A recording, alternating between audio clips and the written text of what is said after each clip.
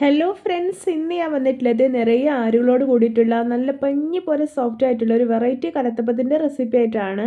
എന്നും പറയുന്ന പോലെ വീഡിയോ കണ്ടിട്ട് ഇഷ്ടപ്പെടുവാണെങ്കിൽ ലൈക്ക് ചെയ്യുക, ഷെയർ ചെയ്യുക, കമൻറ്റ് ചെയ്യുക, ചാനൽ സബ്സ്ക്രൈബ് ചെയ്യാനും മറക്കരുത്. പിന്നെ ഫേസ്ബുക്കിലൂടെയാണ് വീഡിയോ കാണുന്നതെങ്കിൽ പേജ് ഫോളോ കൂടി ചെയ്യണേ. അപ്പോൾ നമുക്ക് നേരെ വീഡിയോയിലോട്ട് പോവാം.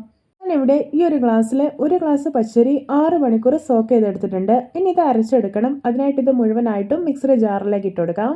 ഇനി ഇതിലോട്ട് 1/2 ഗ്ലാസ് ചോറ് ചേർത്ത് കൊടുക്കാം. ഞാനിവിടെ മഞ്ഞക്കുറുവയുടെ ചോറാണ് എടുത്തിട്ടുള്ളത്. നിങ്ങൾക്ക് ഏത് ചോറ് വേണമെങ്കിലും എടുക്കാവുന്നതാണ്. ഇനി ഇതിലോട്ടൊരു 1/4 ഗ്ലാസ് വെള്ളം ഒഴിച്ചിട്ട് നല്ല സ്മൂത്ത് ആയിട്ടൊന്ന് അരച്ചെടുത്തിട്ടുണ്ട്. ഇനി ഇതിന്റെ മെയിൻ ഇൻഗ്രീഡിയന്റ് ആയിട്ടുള്ള ക്യാരറ്റ് ചേർത്ത് കൊടുക്കാം. ഞാനിവിടെ ഒരു മീഡിയം സൈസ് ക്യാരറ്റ് ഗ്രേറ്റ് ചെയ്താണ് എടുത്തിട്ടുള്ളത്. ഇതുകൂടി ജാറിലേക്ക് ഇട്ട് കൊടുക്കാം.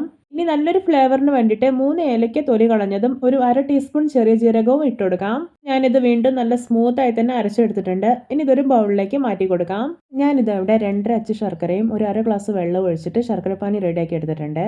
ഇനി ഇത് ഇളം ചൂടോടെ തന്നെ അരിച്ചിട്ട് മാവിലോട്ട് ഒഴിച്ചു കൊടുക്കാം.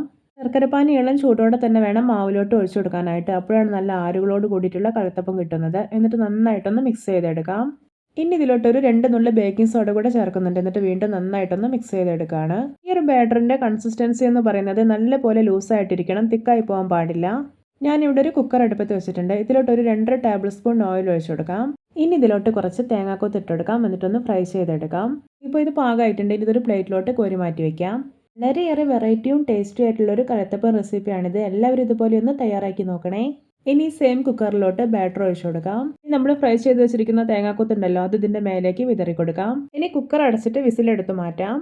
മാവ് ഒഴിക്കുന്ന സമയത്ത് ഹൈ ഫ്ലെയിമിൽ വെക്കണം. പിന്നെ കുക്കർ അടച്ചു കഴിഞ്ഞാൽ ഒരു ലോ ഫ്ലെയിമിൽ വെച്ചിട്ട് വേണം ഇതൊരു 12 മിനിറ്റ് കുക്ക് ചെയ്തെടുക്കാനായിട്ട്.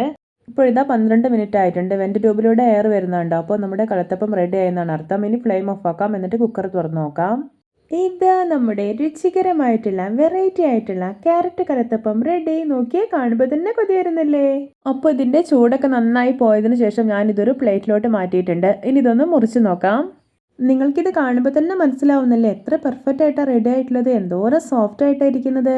ഇതിൻ്റെ ഉള്ളിൽ കണ്ടോ, നിറച്ച് മാരുകളോടെയാണ് ഇരിക്കുന്നത്.